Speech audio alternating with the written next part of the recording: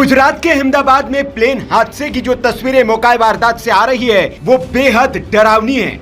आप देख सकते हैं कि पूरा का पूरा प्लेन मलबे में तब्दील हो चुका है और इन तस्वीरों को देखने के बाद कोई नहीं कह सकता कि इसमें जो भी सवार होगा उसमें से कोई भी जीवित बच पाया होगा। ये प्लेन मेडिकल कॉलेज के हॉस्टल बिल्डिंग पर क्रैश हुआ है। इससे यह भी आशंका जताई जा रही है कि इस हॉस्टल में रहने वाले कई लोग भी हताहत हुए होंगे।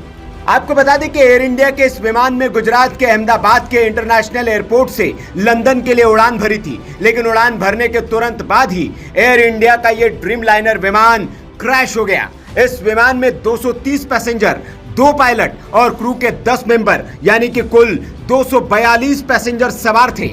लेकिन इस प्लेन के क्रैश होने से ठीक पहले प्लेन के पायलट सुमित सबरवाल ने मेडे कॉल किया था। विमानन की दुनिया में पायलट ये संकेत आखिरी वक्त में देता है। इसका मतलब होता है कि मेरी मदद करो।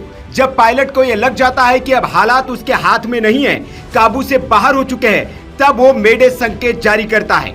बोइंग 787 को उड़ा रहे पायलट को बहुत अनुभवी बताया जा रहा है। उनके पास 82,000 घंटे उड़ान का अनुभव था। जानकार ये भी बता रहे हैं कि दरअसल विमान में कोई गड़बड़ी बहुत शुरुआत में ही पता चल गई थी। हालांकि इस संभावना से भी इनकार नहीं किया जा सकता कि स्थितियों को जज करने में पायलट या एटीसी से कोई गड़बड़ न हुई हो। पायलट कैप्टन सुनील सबरवाल ने मेडे का संकेत तो दे दिया, लेकिन गड़बड़ी को सुधारने या ठीक करने का उनके पास वक्त ही नहीं था। विमान कुछ ही क्षणों में नीचे गिरने लगा और देखते ही देखते आग के गोले और गाढ़े काले धुएं में तब्दील हो गया था।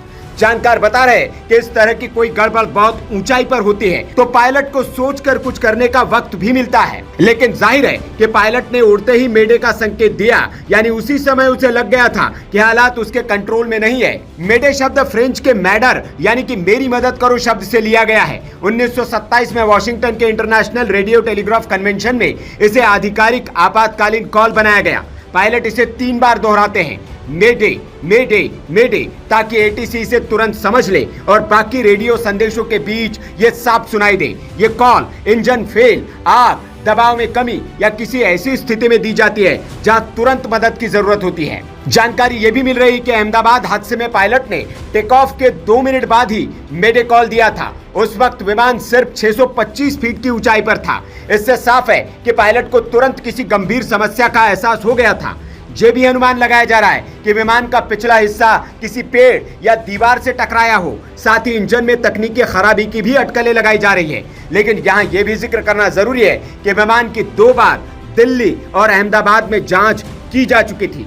वे टेक ऑफ के तुरंत बाद इमरजेंसी कॉल कर एयर ट्रैफिक कंट्रोल यानी कि एटीसी को कुछ बताना चाह रहे थे। हालांकि जब तक एटीसी की ओर से जवाबी कॉल किया गया, पायलट उसे रिसीव ही नहीं कर पाए। इसके तुरंत बाद प्लेन क्रैश हो गया।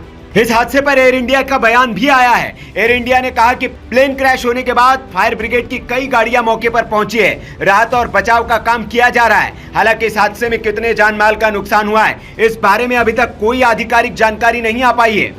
एयर इंडिया ने सोशल मीडिया हैंडल एक्स पर कहा है कि फ्लाइट AI-171 अहमदाबाद से लंदन गैटविक जा रही थी। 12 जून को दुर्घटना का शिकार हुई है। अभी हम विवरण की जांच कर रहे हैं और इस मामले में अपने सोशल मीडिया प्लेटफॉर्म एक्स और एयर इंडिया के वेबसाइट पर ज्यादा जानकारी साझा करेंगे। आपको बता दें कि बोइंग कंपनी के विमान पहले भी कई दुर्घटनाओं में शामिल रहे हैं। सबसे हालिया दुर्घटना दक्षिण कोरिया के जेजू एयर की उड़ान है, जो दिसंबर 2024 के आखिरी में दुर्घटनाग्रस्त हो गई थी। आंकड़ों के मुताबिक विमान लैंडिंग का प्रयास करते समय दुर्घटनाग्रस्त हो गया था और इसमें 189 लोगों की जान चली गई थी। ये विमान भी बोइंग 737-800 था और अहमदाबाद में जो विमान क्रैश हुआ है वो भी बोइंग 787-8 ड्रीम लाइनर प्लेन था। इस खबर के बाद अब बोइंग के शेयर प्री मार्केट ट्रेडिंग में 6% तक से अधिक तक फिसल गए हैं। दोपहर 3:30 बजे तक बोइंग के शेयर प्री मार्केट में 6.42% की गिरावट के साथ $196.51 पर थे। Bureau report, VK news.